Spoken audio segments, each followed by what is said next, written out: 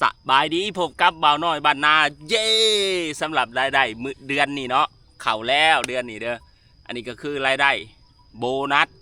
รายได้รูปภาพนั่นแหละรายได้จาก Facebook เนาะแล้วก็สิมีรูปภาพแล้วก็คลิปเนาะคลิปค่อยก็ได้หลายเติมนี่รายได้จากคลิปเด้อนี่เพราะว่ารายได้หลักของข่อยแม่นได้จากรูปภาพ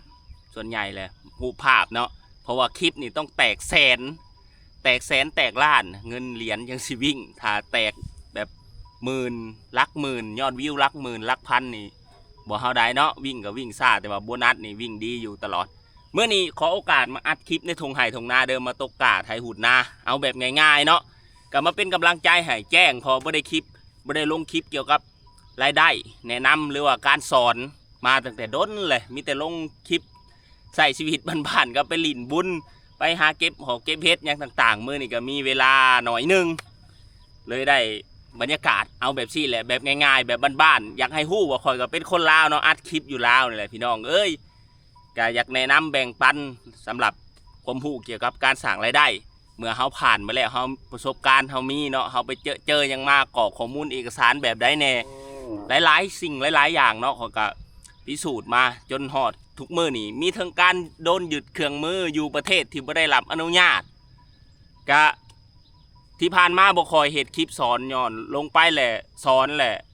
ความสิเข้าใจคอยมีแต่เหตุคลิปแนะนำเนาะบอกไปเฮียนหูน้ำใสสอนไปแล้วแหละคนที่เอาไปต่อยอดนะเข้าใจบ่ถึงว่าบ่ได้เข้าใจหลายแต่ไปเหตุผิดพลาดมาอะไรก็มาติเฮาเนาะว่าเฮานี่สอนผิดอย่างนั้นอย่างที่ก็มีแต่ว่าคอยสิบ่ว่าถึงบ่มักดราม่าบ่เอาขึ้นมาแฮชแท็กนะเนาะสิบ่ได้เอาขึ้นมาให้เบิ่งว่ามีก็เป็นนั่นก็ให้คอยนี่แหละให้คำปรึกษาก็โทรมาหาข่อยเรื่อยอยู่ตั้งแต่ปีปลายแหละพอไปมาแหละประกอบข้อมูลนี่ยังบ่ผ่านแล้วก็ยังมาลงอยู่เฮาเบิ่นเนาะยังก็บ่ได้นี่คือข่อยแนะนำก็คือข่อยก็เคยบอกอยู่ตลอดให้ไปศึกษาในช่องใหญ่ๆเพิ่นหรือว่าในทาง YouTube บอหรือเป็นยังเจ้าก็ไปค้นหาแต่ว่าเฮาเป็นคนแนะนำและเฮาเป็นคนได้มายั่งยืนซื้อเพื่อเป็นกำลังใจให้สำหรับคนที่ชื่นชอบเนาะคนที่บ่มักเรื่องการสร้างรายได้เป็นผู้ชมที่ดีแห้งดีอันนี้ก็ขอมุกขอบใจหลายๆนี่ว่าเพื่อนผู้ที่สนใจได้ถ้าผู้ที่สนใจก็ต้องมันศึกษาคติโซโลแกนข่อยก็คือเรียนรู้แก้ไขปรับปรุงนี่เอาเรียนรู้มาแล้วก็ต้องแก้ไขปรับปรุงเพื่อมุ่งสู่ความสำเร็จถ้าอยากมีรายได้ก็ได้เขาต้องเรียนรู้ให้หลายๆเนาะเรียนผูกเรียนแก้สมปิและป้อนข้อมูลแบบใดกันอยู่ฝั่งลาวเขาก็ตอนนี้หาเครื่องมือสำหรับอยู่ฝั่งลาวเขาเด้อเท่าที่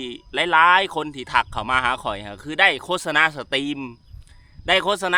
ล้วกดเข้าไปตั้งค่าแล้วบ่ขึ้นยังเลยอันนี้มีหลายกรณีเนาะถ้าเป็นเมื่อก่อนนี่โฆษณาในสตรีมเขาได้มานี่เนาะโฆษณาคลิปยาวนี่ถ้ากดเขาตั้งค่าบ่ได้คืออยู่ในขั้นตอนตรวจสอบเขาต้องลงคลิปยาวให้หลายๆลงถุงมือละคลิปหรือ2คลิปยาวเอามาตรฐานเลยกับ3นาทีขึ้นไปเนาะลงเรื่อยๆเพราะมีคลิปยอดวิวหลายๆขึ้นเลยเข่าเกณฑ์เหมือนเลยเพิ่นก็มาแปะโฆษณาแบบให้เขามีรายได้อันนี้คือแต่ก่อนกดสมมือนี่อยากเริ่มแตกต่างหลายพอเพิ่นยุกเลิกแล้วโฆษณาสตรีมคลิปสั้นคลิปยาวนี่นะเพื่อที่เอาไปเป็นเนื้อหาคือกันเนาะในระหว่างร้อยต่อนี่เขาก็เลยว่ากันยากว่าเนื้อหาคือได้เครื่องมือเนื้อหาคือจบเลยได้ถูกเครื่องมือแต่ว่าก็ยังมีอยู่บางอันโปรไฟล์เนาะส่งมาบางเฟซก็เห็นขึ้นมาให้ตั้งขาสตรีมพอตบเข้าไปก็เป็นโฆษณาเป็นอันคนต่างชาติเพิ่นว่าเนาะเขาก็บอกเข้าใจอันนี้ก็มาเฮียนหู้ไปในกันขอยก็ได้แต่แนะนำว่าให้เอาตามสูตรเก่าเนาะคือลงคลิปไปก่อนให้มีคลิปยาวหลายๆก่อนเลยค่อยว่ากันถ้ามีคลิปได้แตกแสนแตกล้านแล้วเขาไปเบิ่งเรียนวิ่งบ่โฆษณาแปะบ่อันนี้ก็ติดตามไปในกันเนาะค่อยมีเรื่องราวได้ๆก็สิมาอัปเดตให้ฮู้เนาะสำหรับคน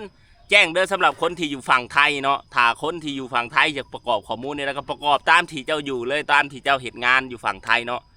พอมาลาวก็บ่มีปัญหาเรียนวิ่งคือเก่าหับเงินได้คือข่อยนี่ถ้าไอ้น้องผู้อยู่ทางนั้นเนาะเวลาว่างจากเลิกงานจากเหตุถ้าผู้ทางบ้านก็สู่เฮียนหู้เฮายังบ่ทันได้ก็ตามจังได้เฮาก็ได้หลิน Facebook ทุกมื้อเฮาก็เอาลงปะไว้เปิดปะไว้ก็ได้เนาะขอแต่อย่าไปลงคลิปผิดกฎ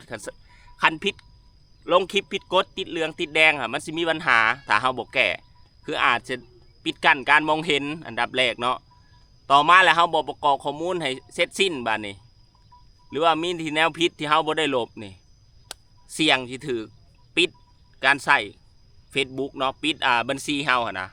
อันนี้ก็ฝากไว้เนาะเอาสำหรับคลิปนี้ก็ว้าวหลายเลยพาไปไถนาก็เสียเวลาไปหา6 นาทีขอบใจหลายติดตามตอนต่อไปถ้าใครสนใจอะไรเกี่ยวกับการสร้างรายได้บ่เข้าใจข้อมูลตัวใดก็ทักมาแรกๆอาจสิบ่เข้าก็อดทนรอหน่อยเด้อเพราะว่าหลายๆมื้อหรือว่ามื้อ1 2 มื้อเขาก็สิเข้าไปเสกเบิ่งในMessenger มันสิส่วนใหญ่แหละมีแต่ไอ้น้องทั้งฝั่งเฮานี่ล่ะทักมาเป็นภาษาลาวแล้วมันของข่อยมันจะเด้งขึ้นว่าเป็นสแปมหั่นนะเฮาต้องไปค้นหาเลยจังเห็นข้อความบ่ว่ากันขอบใจหลายๆบ๊ายบายพบกันใหม่คลิปหน้า